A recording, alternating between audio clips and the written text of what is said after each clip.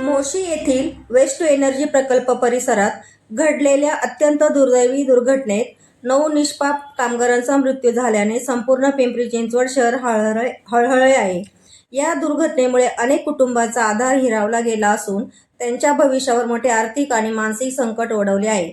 या पार्श्वभूमीवर पिंपरी चिंचवड महानगरपालिकेचे नगरसेवक विकासभाऊ साने यांनी सामाजिक बांधिलकी आणि लोकप्रतिनिधी म्हणून असलेली जबाबदारी जपत एक महत्त्वपूर्ण आणि संवेदनशील पुढाकार घेतला आहे.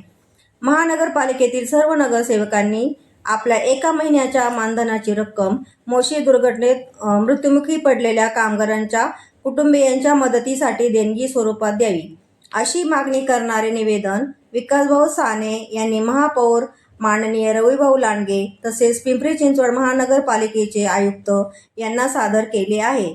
याच बातमीचा आढावा घेतला आहे संपादक रोहित खरगे यांनी. पाहूया.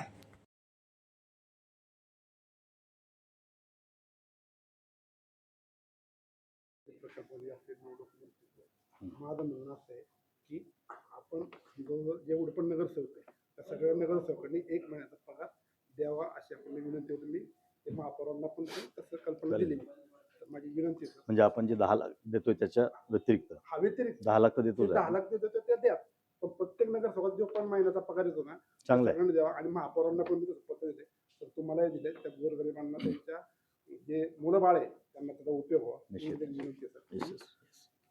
आपल्या समवेत नगरसेवक विकासभाऊ साने त्यांनी आज आयुक्तांना एक निवेदन दिलं. काय निवेदन दिलं भाऊ, काय सांगा?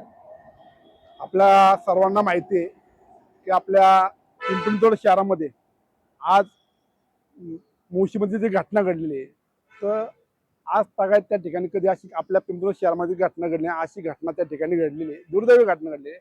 आणि त्याच्यामध्ये किती लोक जखमी झालेले आणि त्याच्यातले 9 जण आपले बांधव आपण त्या ठिकाणी गमावलेले.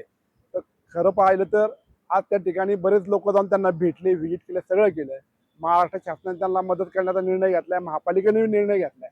पण मला एकच कळतंय की आपण एक मानवतेचा धर्म म्हणून त्या ठिकाणी आपण फुलाची पाकळी त्या लोकांना मदत केली पाहिजे. म्हणून मी महापौर रविभाऊ लांडगे असतील, त्याप्रमाणे आयुक्त असतील, यांना मी एक पत्र दिलंय की आपल्याला जो एक प्रत्येक नगरसेवकाला जे मानधन मिळतं 1 महिन्याचं जे काय मानधन मिळतं ते मानधन संपूर्ण मानधन त्या ठिकाणी त्यांच्या नातेवाईकांना त्या ठिकाणी मिळावं अशा पद्धतीचं मी त्या आयुक्तांना त्या ठिकाणी निवेदन दिलेलं आहे. आणि मी जे निवेदन दिल्यानंतर आयुक्तांनी सुद्धा हा खूप चांगला विषय आहे आणि अतिशय त्या ठिकाणी आपण 100% करू असं आश्वासन दिलं. तर बोलता बोलता त्यांना मी हेही म्हटलं, आयुक्त साहेब तुमचं देखील 1 महिन्याचं मानधन त्या ठिकाणी देण्यात यावं. फक्त त्यांना एक पत्र दिलंय, ओरली बोलले, पण उद्या त्यांना देखील मी तसं पत्र देणार आहे. नगरसेवकांचं म्हणणं आहे की तुमचा पगार ही माणुसकी म्हणून देण्यात यावा, त्याच्याविषयी काय सांगा? आणि खूप चांगला म्हणजे त्यांनी हा पुढाकार घेतलाय. खरं म्हणजे महापालिकेने आपण जे मृत झाले त्यांच्या वारसांना आपण 10 लाख रुपये देण्याचं आपण निश्चित केलेले. त्याच्या पुढे जाऊन आपल्या नगरसेवकांनी इच्छा व्यक्त केली आहे की महिन्याचा एक पगार द्यावा. ही निश्चित खूप चांगली बाब आहे. सर, एखादी अशी कुठलीही घटना घडली तर प्रत्येक घटनेच्या वेळी विकासभाऊ साने तत्परतेने उभे असो, मग तो महापूर असो, पाण्याचा प्रश्न असो, नागरिकांसाठी जो विषय येईल त्यासाठी नेहमीच तत्परतेने उभे राहतात.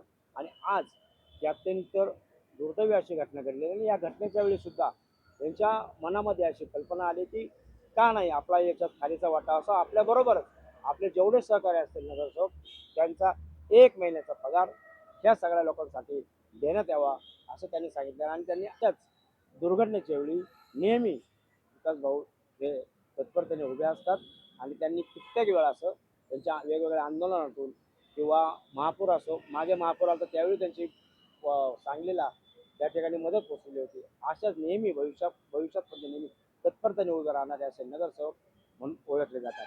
रोहित खरगे, खरा न्यूज नेटवर्क, पिंपरी चिंचवड, पुणे.